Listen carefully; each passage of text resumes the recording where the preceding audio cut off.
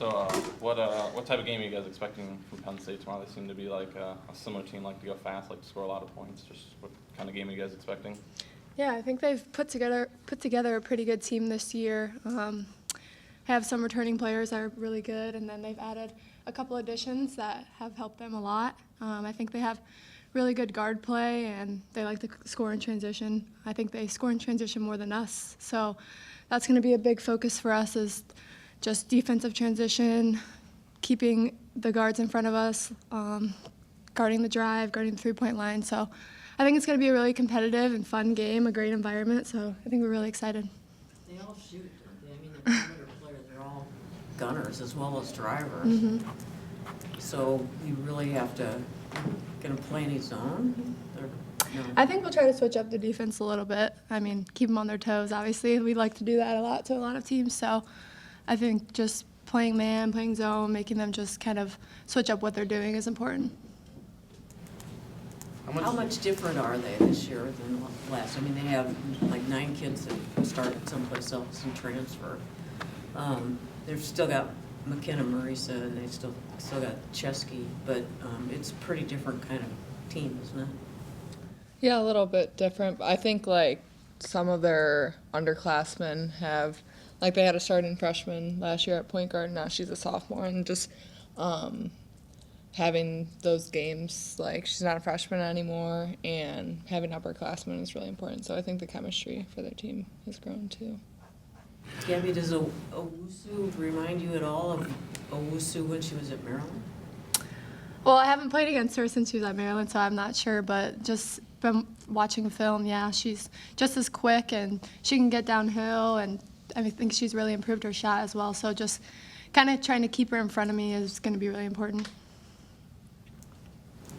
Could be a big week, obviously.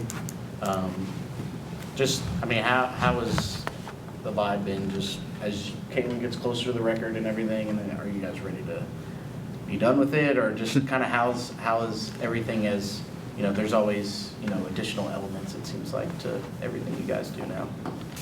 I think with Caitlin's scoring record, I mean, yeah, like she's the best player in college basketball right now, but that's not a focus like for our team, and Caitlin's not talking about it. We're talking about winning and how we can improve each and every day. And with 2 big games coming up, that's our focus. How have you guys handled just the crush of fans and media and all that? I mean, a lot of it's centered around Caitlin, but it's centered around this team. What's that like to be part of this? I mean, it's got to be kind of like being part of the Beatles or something, doesn't it?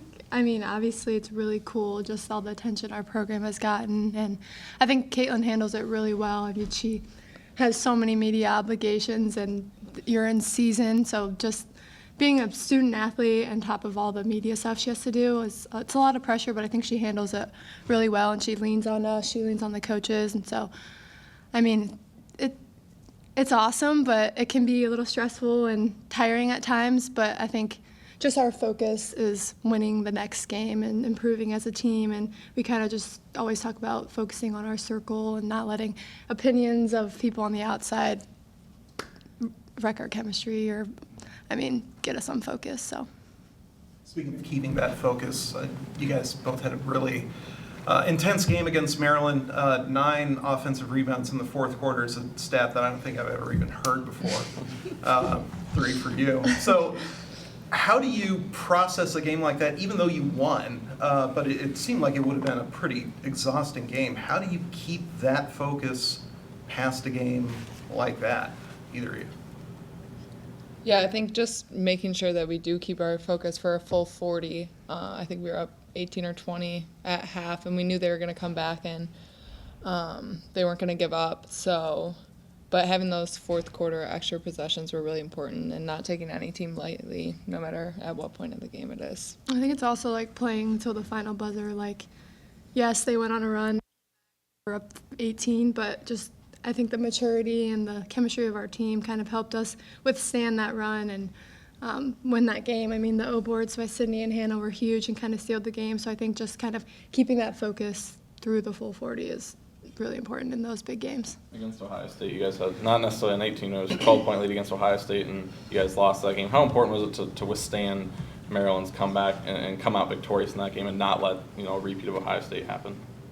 Yeah, I think you can learn from your mistakes that you made. Obviously, it was kind of similar situations in the games, but I think we kind of talked about, like, we can't let that happen. Like, we have to not let the crowd, the environment get in our way of what we're trying to do, and I think we did a really good job of that during the Maryland game. Offensively, what do you guys want to do with this team?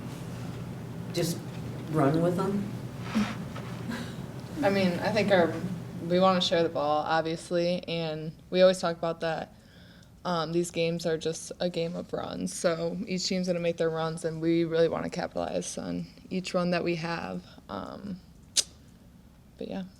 Speaking of runs, you guys had two big ones. I think it was at the end of the first quarter and the end of the second quarter where it was like 9-0 in a minute and a half or something like that, almost like an NBA run. How backbreaking do you feel that does to opponents when, you know, it looks like, hey, you know, we might be down one going into the quarter break and all of a sudden, you know, it's an 8-point hole to climb out of? How big are those runs for, you know, especially the ones that come in short spurts? Yeah, I think it's really important. I think it just shows, like, even if they score, you're down one, like, we can come right back at you and score in transition just like that, and we're up 9-0, you know? And I think that just speaks to the maturity of our team and just how fast we like to play and our style of play. And I think, I mean, those runs are really what can get you, can let you win big games. So I think that's really important. Okay, let's talk about soaking it all in. You're in your 5th year. The finish line's not here yet, but you can see it now. What's this like for you as far as soaking it in and just enjoying it? Yeah, I think my mentality this year is kind of just focus on my teammates. Focus on my teammates and just kind of making the most of every opportunity that I get, all the memories that we're making. I think it's really bittersweet. You know, I think in my other years I've kind of just like focused on improving in basketball, which I'm still doing, but like at the same time, I know I'm nearing like my end of my basketball career forever, and so I'm just trying to soak in all the memories off and on the court. Your basketball career could end in your home state. Have you envisioned that connection? I have, and my dad lives in Cleveland, and so I would probably have a lot of people at the game.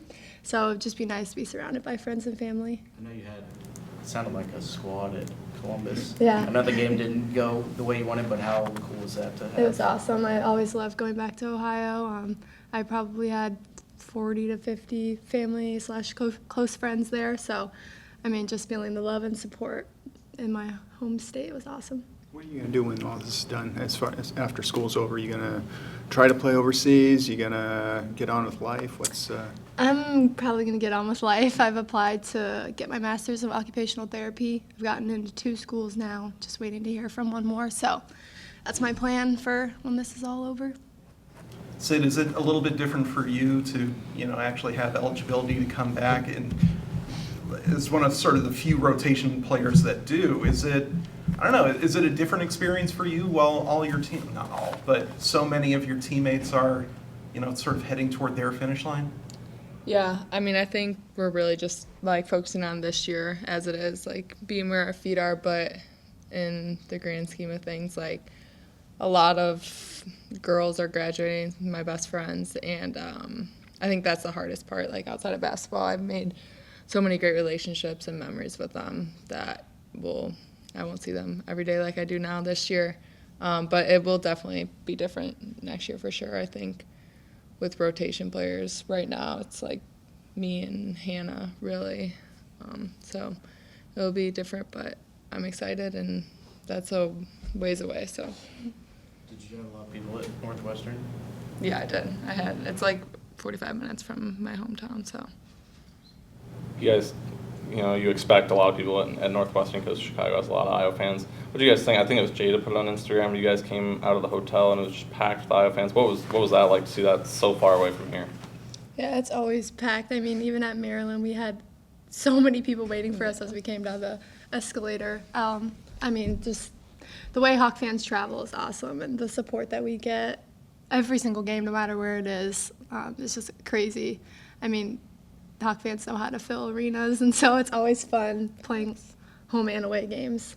Has that helped at all as you go through this season? You know, I'm sure this is kind of the dog days of the Big Ten schedule, I guess, but every game is like a huge production, whether it's here or elsewhere.